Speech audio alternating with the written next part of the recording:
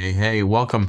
You are one of many watching who desire to learn the truth of who created God. Now, if everything has a beginning, then who or what created or started God? It's a question that seems simple on the surface, sure, but it pushes us into something much deeper than you might expect. The logic behind principles like cause and effect and start to finish, well, they go out the window. Fans of Abbott and Costello might recall the comedy sketch of Who's On First. On the St. Louis team, we have who's on first, what's on second, I don't know's on third. That's what I want to find out. I want you to tell me the names of the fellas on the St. Louis team. I'm telling you, who's on first, what's on second, I don't know's on third. So in the spirit of Who's On First, if creation all around us tells us of a creator, then who created the uncreated creator? Oh, this is going to be a fun one as we figure out how the Alpha and Omega came about in the first place. Was there a beginning to the beginning in the end? I'm Joel, and this is Compelling Truth.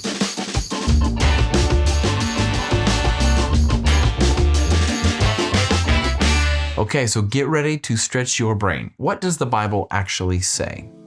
The question, who created God, presupposes that everything that exists must have a beginning. However, that is logically impossible. In order to create a being like God, something bigger than God would have to exist. However, God himself says, I am the Lord, and there is no other. Besides me, there is no God. Meaning there is nothing greater than he is. Who could have created him? Nor is there anything that is capable of stopping him in the future. In other words, God has always existed and will never stop existing. God is not subject to the laws of creation that he made. He stands outside of them. Theologians refer to God's otherness as his transcendence. His transcendence means that he has full authority over creation because it is his creation. As the uncreated God, he sets rules for his moral creatures to obey and rightfully judges them when they disobey. Now, with that biblical teaching summarized, let's focus a little bit deeper.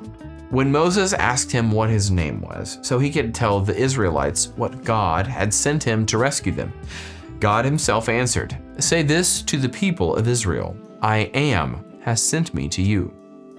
The statement I am comes from a Hebrew state of being verb. Now, let's go back to English class. In English, state of being verbs are words like am, is, are, was, were, being, been, etc.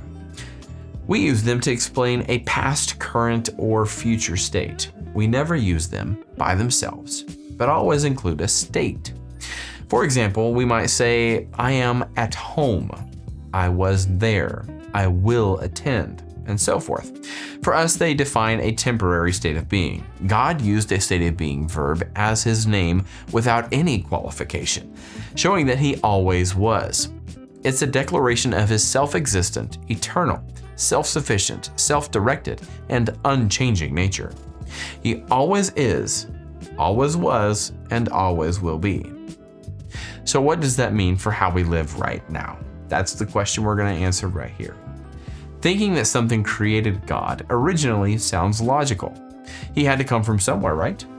However, it misses the reality that there must be something or someone that has always existed for anything to exist at all. This is because if there was no first cause, then the chain of causes would extend infinitely into the past. In other words, if we say that something created God, the next question would be to figure out what created that something. Then we would need to ask what created the something that created the something that created God. Again, who's on first?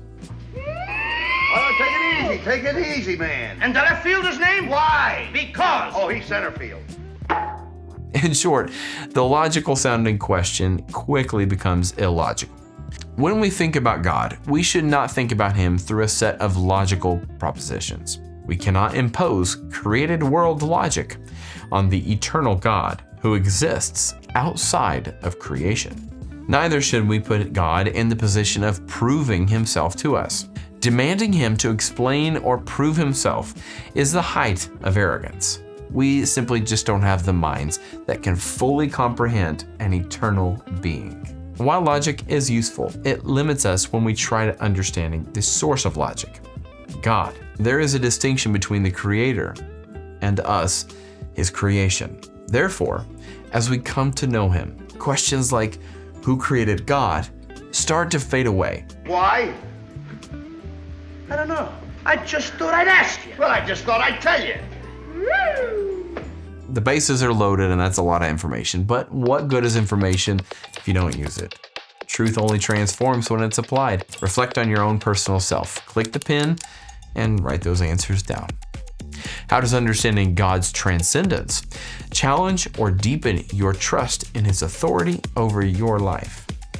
How can we balance the use of logic and faith with the recognition that God's nature surpasses human comprehension? So the Creator was uncreated, and we as created beings cannot fully comprehend the uncreated nature of our Creator, only that we are created in his image. So regardless of who's on first, what's on second, and we don't know is on third, our Creator is beyond our finite understanding. So I pick up the ball and throw it to who? Now that's the first thing you've said right.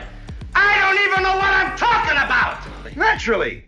As always, you can find the link to this information below and explore even more on compellingtruth.org. Remember that discipleship matters.